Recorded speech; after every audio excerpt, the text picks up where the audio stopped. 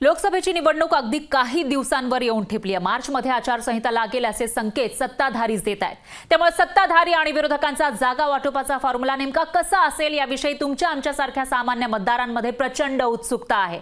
पण इतक्यात तरी जागा वाटपाच्या फॉर्म्युलावरून पडदा उठेल असं वाटत नाहीये, कारण महायुती आणि महाआघाडीमधला जागा वाटपाचा तिढा अजूनही सुटला नसल्याचं चित्र आहे। हा जागा वाटपाचा तिढा नेमका कसा आहे बघूयात आजच्या आपल्या स्टोरी ऑफ द डे मधून।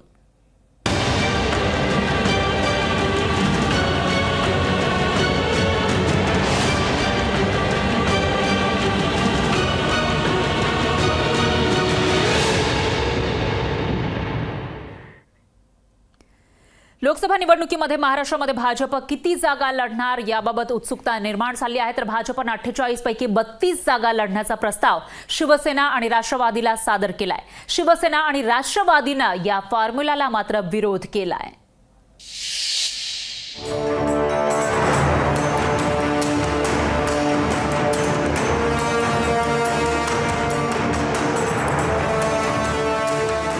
लोकसभेच्या 48 पैकी 32 जागा भाजप लढणार। शिवसेनेला 12 तर राष्ट्रवादीला 4 जागा सोडणार। भाजपच्या फॉर्म्युल्यावर सेना राष्ट्रवादी नाराज। महायुतीत मोठा भाऊ असलेल्या भाजपला लोकसभेच्या जागा वाटपातही मोठा वाटा हवा असल्याचं सांगितलं जातंय। भाजप अध्यक्ष जे.पी. नड्डांनी महाराष्ट्र दौऱ्यावर असताना मुख्यमंत्री शिंदेंची भेट घेतली। या भेटीत भाजपनं 32-12-4 या फॉर्म्युलावर चर्चा केल्याचं सांगितलं जातंय। शिवसेनेचे जे खासदार एकनाथ शिंदेंसोबत आहेत तेवढ्या जागाही भाजप सोडायला तयार नसल्याची माहिती आहे। शिवसेनेचे विद्यमान खासदार असलेल्या नाशिक आणि शिर्डीसारख्या मतदारसंघांवरही भाजपनं दावा ठोकलाय। मागणी काय आहे, त्याच्यात काही मागणी करण्यामध्ये काहीच गैर नाही आहे। असं आहे की आज भारतीय जनता पक्षाची ताकद नाशिक शहरामध्ये, नाशिकच्या या परिसरामध्ये सगळ्यात जास्त आहे। परंतु शेवटी आता आपण महायुतीमध्ये काम करतोय, तो निर्णय पक्ष नेतृत्वानं आता तो घ्यायचा आहे। आम्ही त्यासाठी पक्षाकडे आम्ही मागणी करणार आहोत। दुसरीकडे शिवसेनेनं 22 जागांच्या मागणीवर ठाम असल्याचं सांगितलंय। शिवसेनेनं 2019च्या लोकसभा निवडणुकीत 22 जागा लढवल्या होत्या, तेवढ्या जागा हव्याच असल्याचं गजानन कीर्तीकर म्हणाले।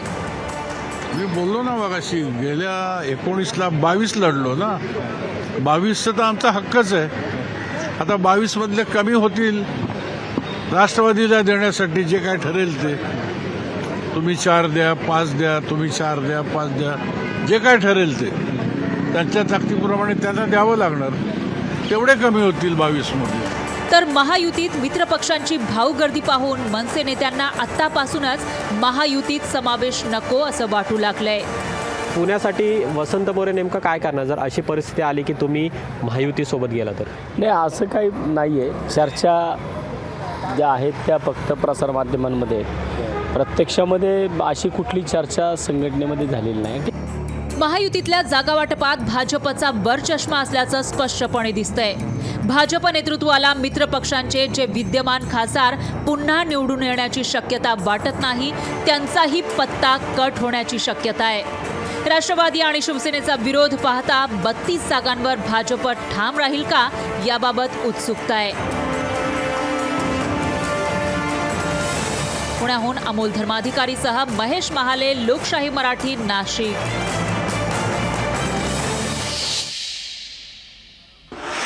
तर दुसरीकडे आगामी लोकसभा निवडणुकीसाठी महाविकास आघाडीच्या जागा वाटपाचा फॉर्म्युला सुद्धा अद्यापही निश्चित झाला नाहीये। कोणता पक्ष किती जागा लढवणार यावर पक्षाचं एकमत होत नसल्यानं जागा वाटपाचा घोळ कधी सुटणार असा सवाल उपस्थित होतोय।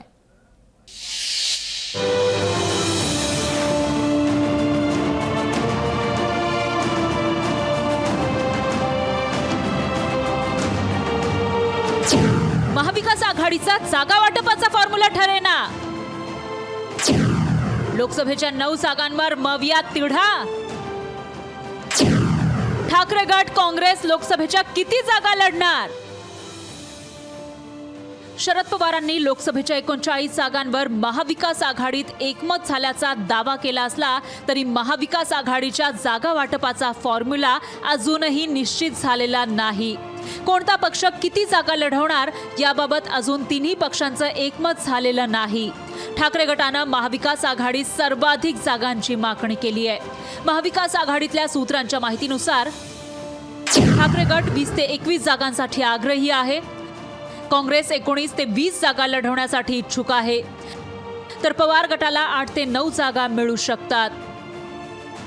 आगामी लोकसभा निवडणुकीसाठी काँग्रेसला अधिकच्या जागा हव्यात, परंतु 2019च्या निवडणूक निकालानुसार काँग्रेसला अधिक जागा देऊ शकत नाही, अशी भूमिका राष्ट्रवादी काँग्रेस आणि ठाकरे गटाची आहे. लोकसभेच्या 9 जागांवर मित्र पक्षांनीही दावा केल्यानं त्यांचा तिढा अजून सुटलेला नाही. जाणकारांच्या मते उत्तर पश्चिम मुंबई, दक्षिण मध्य मुंबई, भिवंडी, वर्धा, यवतमाळ, वाशिम, रामटेक, सांगली हे मतदारसंघ कोणाला सोडायचे यावर एकमत झालेलं नाही.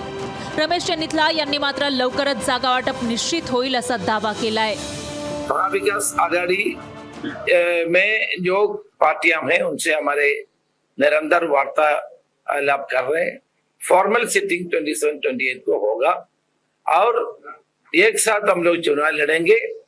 इस बार सबसे ज्यादा सीट लेकर के आएंगे, हे हमने डिसाइड किया आहे. तिकडे मवियामध्ये येण्यासाठी तयार असलेले प्रकाश आंबेडकरांचीही जागा वाटपाबाबत काहीच सांगितलं जात नाही अशी तक्रार आहे.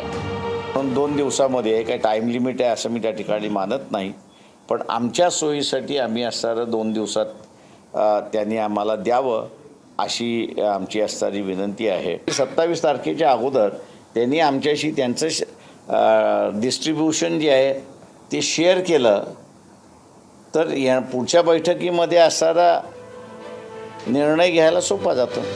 लोकसभा निवडणूक जाहीर होण्याआधी उमेदवार निश्चित करण्याची रणनीती महाविकास आघाडीची होती, पण अजूनही जागा वाटपाचा घोळ सुटलेला दिसत नाही. ब्युरो रिपोर्ट, लोकशाही मराठी.